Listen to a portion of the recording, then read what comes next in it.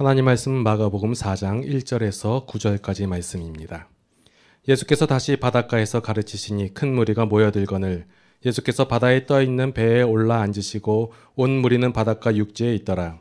이에 예수께서 여러 가지를 비유로 가르치시니 그 가르치시는 중에 그들에게 이르시되 들으라, 씨를 뿌리는 자가 뿌리러 나가서 뿌릴새 더러는 길가에 떨어짐에 새들이 와서 먹어버렸고 더러는 흙이 얕은 돌밭에 떨어짐에 흙이 깊지 아니하므로 곧 싹이 나오나 해가 돋은 후에 타서 뿌리가 없어짐으로 말랐고 더러는 가시떨기에 떨어짐에 가시가 자라 기운을 막음으로 결실하지 못하였고 더러는 좋은 땅에 떨어짐에 자라 무성하여 결실하였으니 30배나 60배나 100배가 되었느니라 하시고 또 이르시되 들을 귀 있는 자는 들으라 하시니라. 아멘. 오늘 씨 뿌리는 자의 비유라는 제목을 가지고 한진영 목사님 말씀 증거해 주시겠습니다. 예, 함께 예배드리는 모든 분을 주님의 이름으로 환영합니다. 예, 오늘 우리에게 주시는 하나님의 말씀입니다. 오늘 본문은 우리가 너무나 잘 알고 있는 내용입니다. 씨 뿌리는 자의 비유이죠. 어떤 씨는 길가에도 떨어집니다. 어떤 씨는 자갈밭에도 떨어집니다. 가시떨기에도 떨어집니다. 어디에 떨어졌는지에 따라서 그 결과는 달라집니다. 이것이 오늘 우리에게 이 비유를 말씀하신 뜻입니다. 이 본문을 읽고 우리는 어떻게 살아야 됩니까? 예, 좋은 밭이 되도록 힘써야 됩니다. 주의 말씀이 자라고 씨를 뿌리를 내릴 수 있는 좋은 밭이 될 수 있도록 우리는 노력하고 애써야 됩니다. 기도하고 말씀을 묵상하고 많은 열매를 얻는 밭이 되도록 애쓰고 수고해야 됩니다. 우리 삶에서 좋은 열매를 맺지 못하는 것은 우리가 좋은 밭으로 준비가 되지 않았기 때문입니다. 좋은 믿다가 나가 떨어지는 것도 다 마음밭이 가시떨기이기 때문에 그렇습니다. 왜 마음밭을 관리하지 못해서 마음을 길로 만들고 복음을 빼앗기십니까? 마음밭이 고르지 않아 자갈밭으로 만들고 믿음을 뿌리를 내지 못하는 것은 다 우리의 책임이 아닙니까? 날마다 마음의 돌을 골라내야 됩니다. 갈아야 됩니다. 그래야 복음이 열매 맺을 수 있습니다.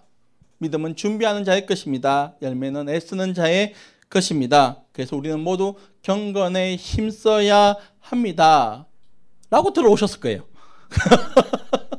그죠? 중학교 때부터 초등학교 때부터 그렇게 배워왔을 겁니다. 틀린 말입니까? 틀린 말 아니에요. 그렇게 사시기 바랍니다. 그렇게 경건에 힘쓰시는 삶을 살아오시기 바랍니다. 그런데 오늘 본문을 좀 다른 관점에서 보기를 원합니다. 오늘은 씨 뿌리는 자를 이해하기 위해서는 4장 전체를 이해해야 되는데 또 이신전심이라고 또 4장 전체를 읽었어요. 그래서 여러분이 쉽게 이해가 될 겁니다. 4장 전체에는 가장 많은 비중을 차지하고 있는 것이 뭡니까? 비유예요. 비유. 그러니까 4장 전체 안에서 오늘 본문을 이해하려면 이 비유라는 문학적 속성을 이해해야 됩니다. 이 비유를 사전적인 의미로 읽어보면 어떤 사물이나 현상을 그와 비슷한 사물이나 현상에 빗대어 표현하는 것이라고 이야기합니다. 근데 보통 비유를 어떨 때 쓰죠? 어려운 거 있어요. 어려운 거. 이 설명하기 어려운 개념인데 아이들에게 쉽게 이해하기 위해서 이 비유의 개념을 씁니다. 근데 곰곰이 생각해 보면 이 비유를 쓴다는 것은 쉽지 않습니다. 쉽지 않습니다. 가령 예를 들겠습니다. 어머니의 사랑은 바다와 같다. 그러면 딱 떠오르는 이미지가 뭐예요? 끝없는 지평선 같은 어머니의 사랑, 깊이를 알 수 없는 어머니의 사랑, 이렇게 이해가 되지 않습니까? 예, 그렇게 이해되시는 분들은 바다 본 사람이에요. 그렇지 않습니까? 바다를 봐야지 넓은 줄 알고 바다에 가봤어야지 깊은 줄 아는 거죠.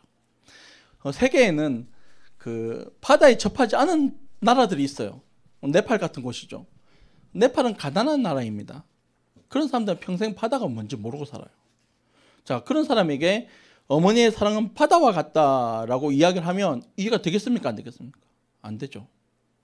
뭐지? 바다가 뭐지? 뭐 좁다는 거야? 뭐 얇다는 거야? 그렇게 오해할 수가 있는 거죠. 이게 비유의 역설이에요. 비유는 쉽게 설명할 수도 있습니다. 그런데 어떠한 내용을 감출 수도 있는 거예요. 그 비유를 이해할 수 있는 사람만 이해하게 만드는 것이 바로 이 비유의 특징입니다. 자, 그러면 오늘 본문에서 예수님이 쓰신 비유의 속성이 뭔가를 깨달아야 돼요. 여러분이 묻겠습니다. 예수님은 비유를 쉽게 알려주기 위해서 사용하셨습니까? 아니면 감추기 위해서 사용하셨어요?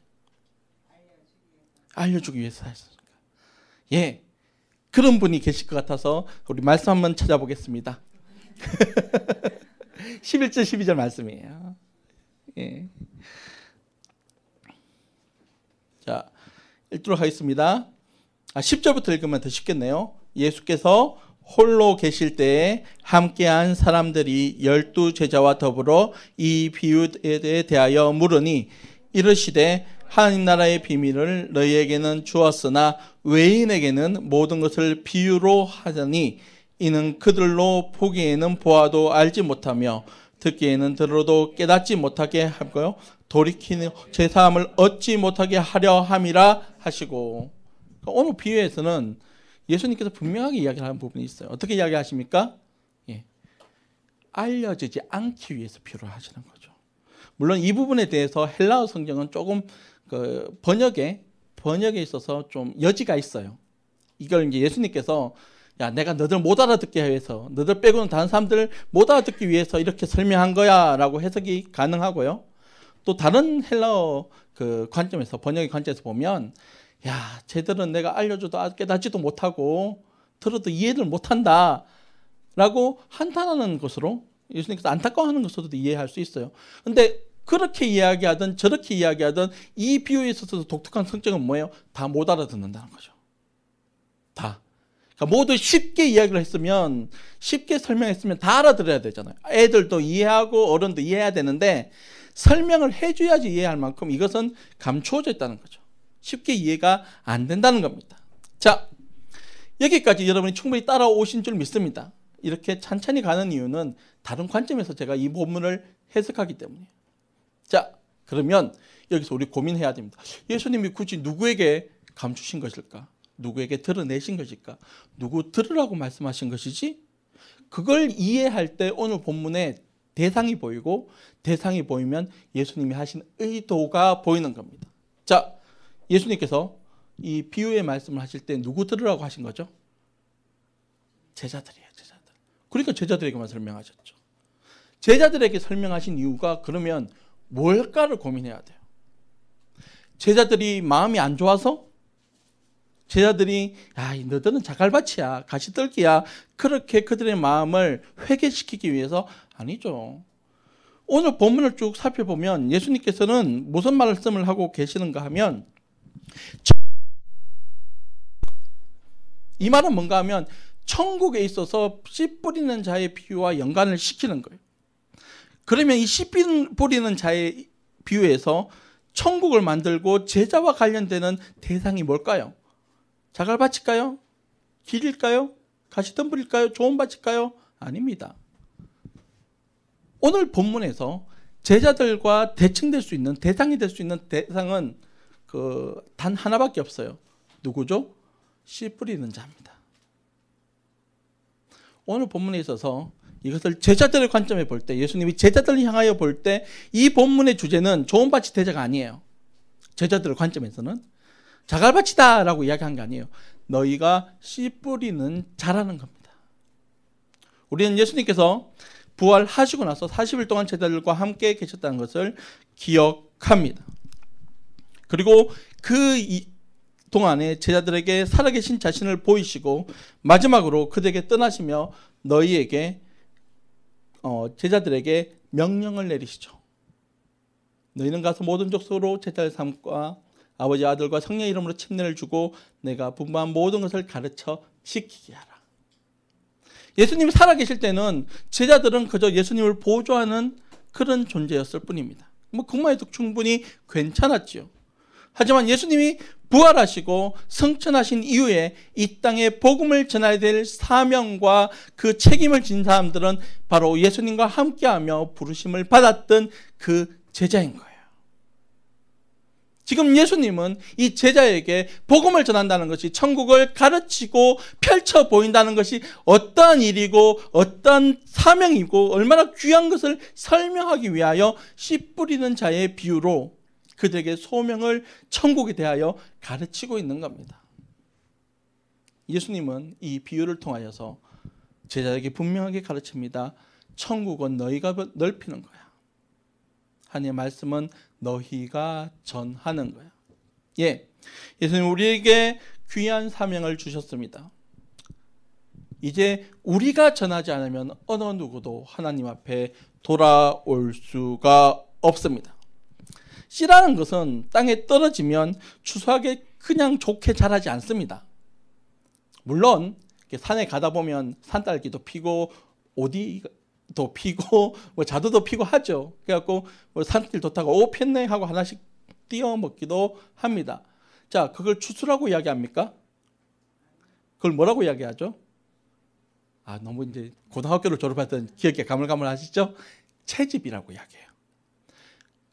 애쓰고 수고하지 않아서 열린 열매를 거두는 것을 추수라 하지 않고 채집이라고 이야기합니다. 그러니까 추수라는 단어를 쓸 때는 추수라는 단어에 맞는 상황들과 조건들이 있는 거죠. 그게 뭡니까? 계획을 하는 거예요. 내가 거두기 위하여 뿌릴 밭을 준비하고 모내게 하기 위해서 물을 채운 것처럼 여러 가지 사전 준비를 한 다음에 기대하며 씨를 뿌리는 거예요. 그리고 나서 가라지가 있으면 뽑아내고 가뭄이 들면 물을 대고 그렇게 차근차근 키워서 거두는 것을 추수라고 이야기합니다. 추수에는 의지가 있어야 됩니다. 노력이 있어야 됩니다. 수고가 있어야 됩니다. 땀과 눈물이 있어야 됩니다. 그런 것이 있을 때 거두게 되는 거죠. 마찬가지입니다. 이 땅에 하나님 나라가 이루어지기 원한다면 거저되지 않습니다. 여러분의 집이 하나님의 나라가 되기 원한다면 여러분은 눈물로 기도해야 되고 땀을 흘려야 되고 수고해야 되고 말씀과 실험해야 됩니다.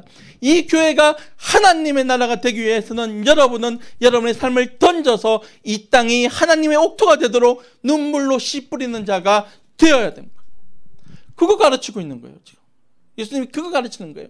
내가 너에게 주는 소명은 사람을 살리는 소명이고 너희가 땀 흘려야 되는 소명이고 수고해야 되는 소명이고 지금까지 나를 따라와서 그저 얻었던 것처럼 그렇게 그저 보는 소명이 아니라 나와 같이 땀 흘리며 십자가로 향해야 되는 노력과 수고가 있어야 된다고 예수님은 제자에게 가르치고 있는 겁니다. 그래서 로마서 10장 14절 15절에서 그런즉 그들이 믿지 않은 자는 아니하는 일을 어찌 부르리요 듣지도 못한 일을 어찌 믿으리요 전파하는 자가 없이 어찌 들으리요 보내심을 받지 아니하면 어찌 전파리요 기록된 바 아름답도다 좋은 소식을 전하는 자들의 발이여 함과 같으니라 라고 말씀하신 겁니다. 요 비슷한 본문이 사도행전 1장 8절에 나오죠. 예수님이 이제 승천하시면서 제자에게 이렇게 명령하십니다. 오직 성령이 너에게 임하시면 너희가 권능을 받고 예루살렘과 온 유대와 사마리아와 땅끝까지 이르러 내 증인이 되리라 하시니라. 여러분이 이 땅끝까지 씨 뿌리는 자임을 기억하시기를 비랍니다. 이것이 저와 여러분이 이 땅을 살아가는 소명이고 부르신 이유이고 살아있어야 되는 가치예요. 자, 이 본문에 대해서 좀 더 생각해 봅시다. 사도행전 1장 8절이에요. 예수님이 이제 500문도 제자들을 앞에서 딱 서셨습니다. 어떤 기대를 가졌을까요, 제자들이? 그래, 예수님 십자가에 끌려갈 때는 진짜 죄인처럼 끌려갔지. 아무 기대도 없이 끌려갔지. 다 망할 것처럼 끌려갔지. 그래, 이제 한번 뒤엎어보자. 500명이면 한 명당 일당 100 하면 예수님 힘주시면 로마 정부가 쫓아내지 않겠어? 라고 생각을 했을 거예요. 그러니까 제자들의 가장 큰 관심사가 뭡니까? 주님의 때가 이때입니까? 그걸 예수님께 물어요. 속마음은 이런 거죠. 언제 한번 뒤엎으실 건데요. 언제 한번 다 난리치실 건데요. 내가 그동안 당한 서름이 있는데 이거 다 언제 갚아주실게요. 근데 예수님의 답변이 놀랍습니다. 뭐라고 답변하십니까? 너희가 알 바니요. 너희가 관심 가져야 될 거는 내가 와 있다고 좀 나라 뒤집어지고 로마가 망하고 이런 거 관심 가진 게 아니라는 거죠. 너희 알 바 아니고 라고 나와서 하시는 말씀이 오직 성령이 너희에게 임하시면이에요. 임하시면. 자, 제자들이 이제 뻥집니다. 나라는 뒤집어질 줄 알았고 뭔가 속이 후련할 줄 알았는데 남는 건 아무것도 없어요. 그러니까 이제 멍하니 하늘 보고 있습니다. 저래 갖고 가죠? 우리는 어쩌라고. 그때 하늘에서 천사가 뭐라고 이야기합니까? 뭐라고 이야기합니까? 왜 그렇게 멍하니 하늘만 쳐다보고 있느냐 그래요. 응? 무슨 말이에요? 무슨 말이에요? 올라가는 모습으로 그대로 내려오실 거라고 말씀하십니다. 예. 우리는 그냥 이 땅을 살아야 된다는 거예요. 하늘에 올라가신 것은 하나님의 계획이신 거였고, 하늘 멍하니 보면서 아유 하나님 뭐 하나 주시겠네, 올라가신 대로 뭐 떨어지겠네 라고 기대하는 소망이 아니라, 하나님 우리에게 증거를 주셨고 우리에게 명령을 주셨으니까 우리는 이 땅에서 우리에게 주어진 삶을 살아야 될 소명과 사명을 가진 인생이라는 거죠. 그런 인생 사시기를 바랍니다. 그런 인생 사시기를 바랍니다. 여러분, 우리에게 주어진 삶이 있습니다. 그 소명은 하나님께서 천사도 흠모할 만한 사명으로 저와 여러분을 이 땅에 살아가게 하시고 굳건히 서게 하시고 견뎌내게 하십니다. 그 소명을 우리가 붙들고 살아갈 때 저와 여러분 세상이 예수 그리스도의 이름으로 바뀌는 것을 보게 될 것입니다. 보게 될 것입니다. 우리가 땀 흘리며 살아가나요? 우리가 정말 수고하고 살아갑니까? 그렇게 순종하며 살아가고 있습니까?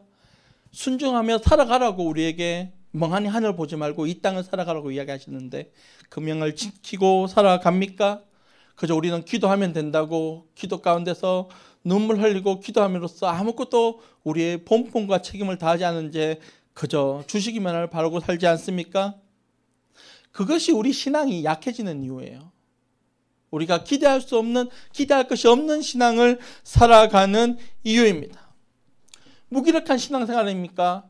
그러면 일하십시오. 주의 말씀 지키려고 애쓰십시오. 한번 주님께서 주신 명령 붙들어 살아보겠다고 마을부등쳐 보십시오. 그러면 하나님께서 능력 주실 줄 믿습니다. 하나님께서 붙드실 줄 믿습니다. 그렇게 우리가 예수 증거 갖고 살아가는 것이에요.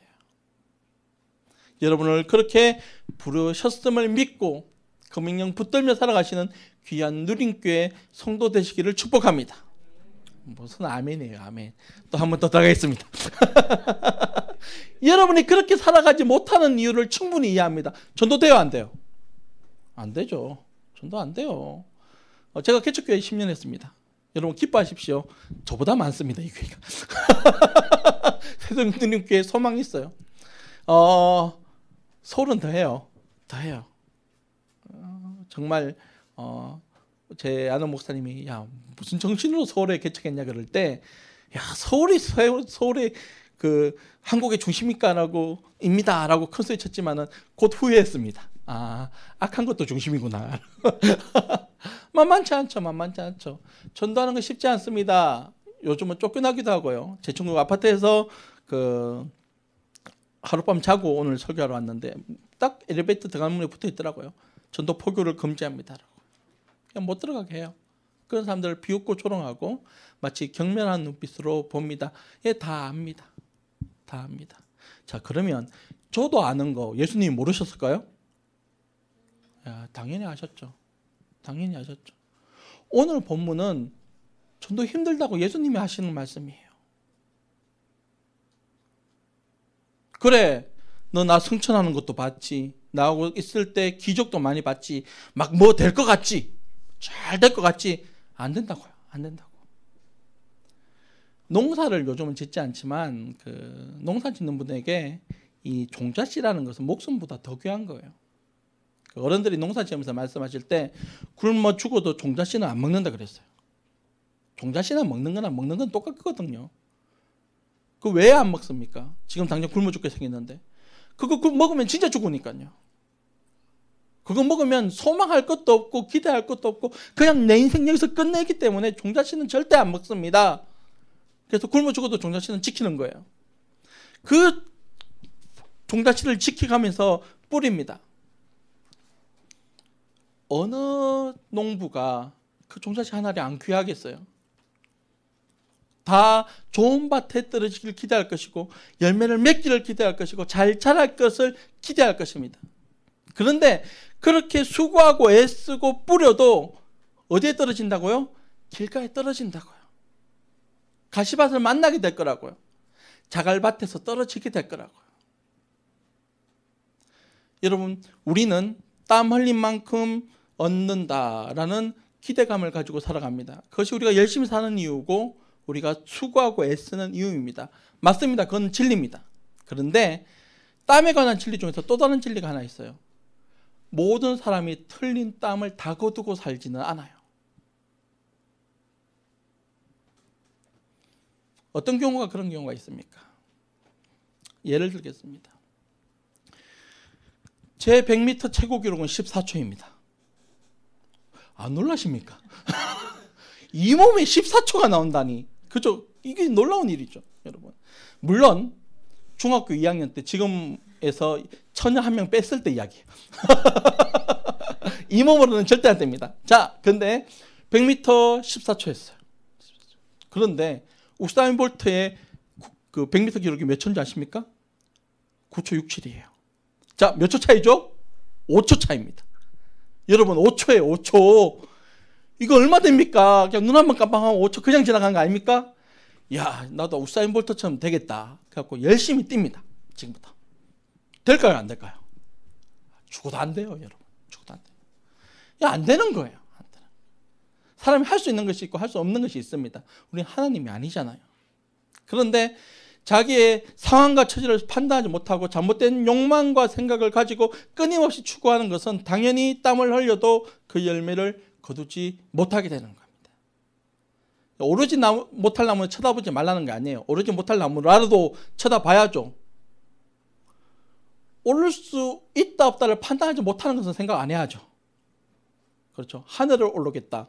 아무것도 없이. 이거는 포기해야 되는 거예요. 나무가 있으면 포기하면 안 되죠. 나무 위에 올라가면 나도 올라갈 수 있으니까. 그런 관점이 아니라 아예 불가능한 것은 우리가 당연히 땀 흘려도 안 됩니다. 그것이 이제 땀 흘려도 열매를 못 얻는 거고요. 또 다른 하나는 오늘 본문의 말씀처럼 세상이 악하기 때문에, 세상이 내 뜻대로 돌아가지 않기 때문에, 세상의 세력이 나보다 훨씬 더 크기 때문에 내가 선한 의도를 가지고 좋은 마음을 가지고 싸우고 애쓰고 수고함에도 불구하고 그것들이 절망하고 낙담하게 되는 경우란 거예요. 그런데 예수님은 오늘 본문을 통해서 그게 당연한 거라고 이야기하시는 거예요. 우리는 그것을 당연한 걸로 받아들이지 못하죠. 이만큼 수고했는데, 이만큼 애썼는데, 이만큼 노력했는데 왜 안 되는 거지? 안 된다고요, 안 된다고요. 그런 게 있다고 예수님은 말씀하시는 겁니다. 이 세상이 선합니까, 악합니까? 악하죠. 이것은 성경이 저 여러분에게 분명하게 이야기하시는 겁니다.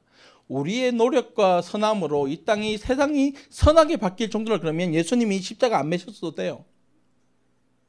가능성이 없기 때문에 예수님이 본인이 하나님의 아들로서, 하나님으로서 해결하신 겁니다. 그러면 여러분이 전도하게 되면 여러분이 만나는 사람들은 좋은 밭을 많이 만날까요? 자갈밭을 많이 만날까요? 당연히 자갈밭이죠. 당연히 가시덤불이라고요. 솔직하게 이야기하면 우리가 전도해서 거절당하는 것은 상식이에요. 그런데 그렇게 전도하다 보니 정말 어쩌다가 좋은 옥토를 만납니다. 그게 기적이고 은혜예요. 그러니까 날마다 기적과 은혜가 나에게 주어지지 않는다고 낙담하지 마십시오. 그냥 우리는 상식적인 세상에 살아가게 부름받은 사람이에요. 부름받은 사람이에요. 여러분, 우리가 아무리 내 마음을 옥토로 바꾸고 싶더라 하더라도 내 뜻대로 안 됩니다. 제가 목사인데도요, 눈 깜짝하면 성경 안 읽고 한 주 지나가고 그래요. 예, 이게 내 의지로 내가 수고하고 기도하고 모든 것을 선하게 이끌 능력이 있는가? 아니요. 제 마음도 그거는 감당 못해요. 하물며 내가 복음 전하는 그 사람의 마음을 내가 어떻게 합니까? 제가 예수를 믿으면서 깨달은 게 있습니다. 사람 바뀌는 것은 사람의 능력으로 안 돼요. 누구의 능력으로 됩니까? 하나님 능력이에요. 하나님의 권한입니다. 하나님의 주권입니다. 그러니 우리가 그 사람을 복음 전해갖고 바꿔야겠다, 그 밭을 갈아버리겠다, 어떻게 보면 교만한 마음일 수 있어요. 하나님은 그 사람에 대해서 때를 준비할 수도 있습니다. 아니, 하나님이 나보다 먼저 일하시면서 하나하나 준비하고 계실지도 모릅니다. 그저 우리는 씨 뿌리는 자로서 어떤 밭을 만나는지는 모르겠지만 그 소명 받았기 때문에 뿌리는 거예요. 뿌리는 거예요. 그러다가 하나님께서 우리에게 준비하시고 만나기로 예정하신 그 사람들을 만나게 되면 기쁜 마음으로 거둬서 함께 열매를 맺으러 가는 거죠. 그러니 우리가 해야 될 것은 저 사람 왜 안 돼? 왜 저 사람은 저렇게 악한 거야? 그런 핑계를 대는 것이 아니라 씨 뿌리는 자의 소명으로, 뿌리는 자의 사명으로 살아가기 위하여 애쓰고 수고하는 것이 저와 여러분의 소명인 줄 믿으시기를 바랍니다. 근데 우린 자꾸 실망하고 낙담합니다. 내가 믿음이 없어서 그런가? 내가 어떠한 능력이 없어서 그런가? 아니에요, 여러분. 믿음이 없으면 전하지도 않아요. 내가 뿌려서 전해갖고 실망했다는 것은 나에게 믿음이 있다는 증거예요. 믿음이 없는 사람은 그거 왜 전합니까? 왜 그 고생해요? 안 하죠. 안 하죠. 여러분, 믿음 가진 자이기 때문에 실망할 수 있는 거예요. 때로는 낙담하고 눈물로 그 사람을 위하여 기도할 수 있는 겁니다. 그 사람을 불쌍히 여길 수 있는 거예요. 그것은 여러분이 믿음이 있다는 증거인 줄 믿고 당당하게 세상에 복음 전하며 살아가는 자로 살아가시기 바랍니다. 포기하지 마십시오. 포기하지 마십시오. 포기는 우리의 영역이 아닙니다. 하나님의 영역이에요. 그것이 예정이 되었던, 인간의 선택이 되었던 그 포기는 하나님의 주권이고, 저와 여러분의 부르신 이유와 목적은 그저 이 땅에 예수 그리스도의 말씀을 듣고 실천하며, 때로는 복음을 전하며, 때로는 내 밭을 갈기 위하여 애쓰며 수고하고 그렇게 노력하도록 부름받은 사람일 뿐입니다.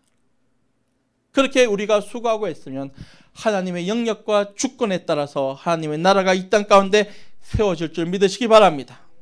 많은 실패가 있을 거예요. 많은 절망이 있을 겁니다. 하지만 약속하십니다. 어떤 것들은 반드시 좋은 땅에 떨어져 30배, 60배, 100배 열매를 맺을 줄 믿으시기를 바랍니다. 여러분, 요즘 은행이자 얼마예요? 2%예요. 2%. 0.0202%죠. 초등학교를 졸업한 지 오래돼서 0.02%죠. 30배예요. 제일 작은 게 30배예요. 3000%예요. 우리가 생각할 수 없는 그 큰 열매로 저와 여러분을 세우시고 그 열매 누리게 하실 줄 믿고 예수 믿는 자로 살아가기를 포기하지 않는 우리 세종 누림교회 성도 되기를 축복합니다. 말씀을 정리하고자 합니다. 불교 용어 중에 근기라는 것이 있어요. 무슨 목사가 불교 용어를 이야기하냐라고 이야기하는데, 제가 종교학과를 공부했어요. 그래서 이것저것 좀 잡지식이 많아요. 근데 이거는 한번 써먹어도 되겠다 싶어서 꼭 기억하고 있는 불교 용어 중에 하나가, 공부하다가 근기라는 겁니다.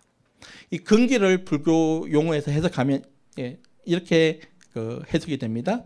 중세기 교법을 듣고 제각기 이를 깨달을 만한 능력.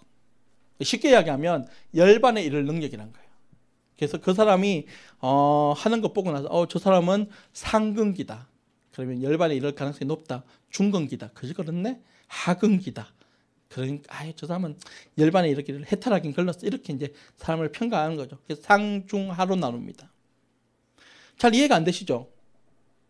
잘 이해가 안 돼요. 근기가 그래도 잘 이해가 안 되죠. 요거 우리가 쓰는 단어로 바꾸면요, 끈기예요. 끈기의 어근이 불교 용어예요. 근기에서 나온 겁니다. 끈기 어땠습니까? 저 사람은 끈기 있네. 예, 맞습니다.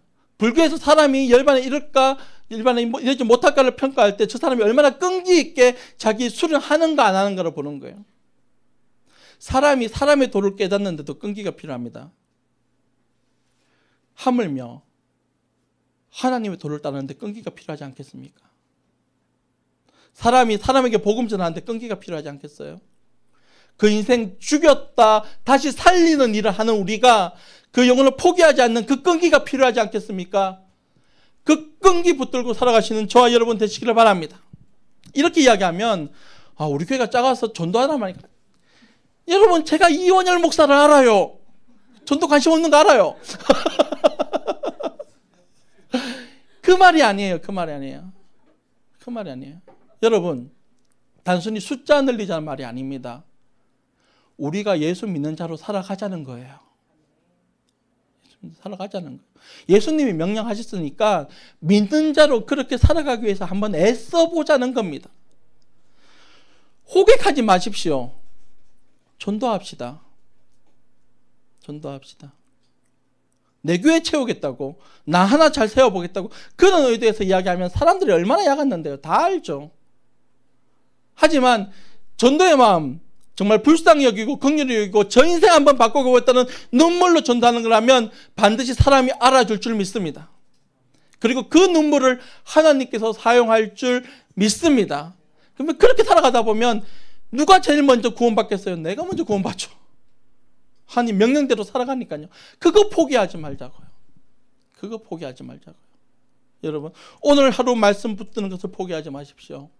오늘 하루 선하게 사는 것을 포기하지 마십시오.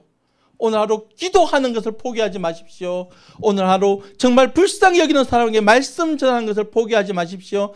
그렇게 내 삶 가운데서 말씀을 포기하지 않고 끈기 있게 살아갈 때 저와 여러분의 가정이 오늘 마가복음 4장의 주제처럼 천국 될 줄 믿습니다. 그 소망 가지시고 그 은혜 누리시고 우리 함께 이 귀한 교회에서 하나님의 나라 세워가는 우리 귀한 세종 누림교회 성도 되기를 축복합니다. 기도하겠습니다. 큰 이상이 있었습니다. 큰 꿈이 있었습니다. 다 잘 될 줄 알았습니다. 다 괜찮을 줄 알았습니다.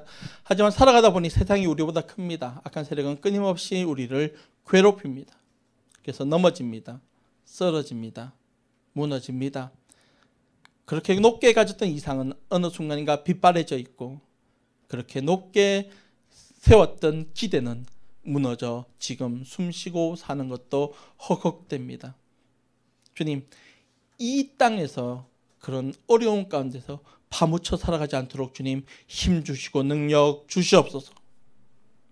하나님 말씀이 진리인 줄 믿습니다. 주님 말씀 따라가는 것이 우리의 소망인 줄 믿습니다. 포기하지 않게 하여 주시옵소서. 그 앞에 무너지지 않도록 주님 힘 주시옵소서. 그렇게 하나님의 나라와 하나님의 영광을 위하여 힘쓰고 애쓰고 수고하며 살아갈 때 우리 귀한 세종 누림교회 성도들 하나님의 나라 누리며 살아가게 하옵소서. 그의 가정 천국 만들어 주시옵시고 그의 직장 하나님 나라 세워 주시옵시고 이 교회 하나님의 영역을 높이는 하나님의 영토를 높이는 귀한 전초기지가 될 수 있도록 주님 사용하여 주시옵소서.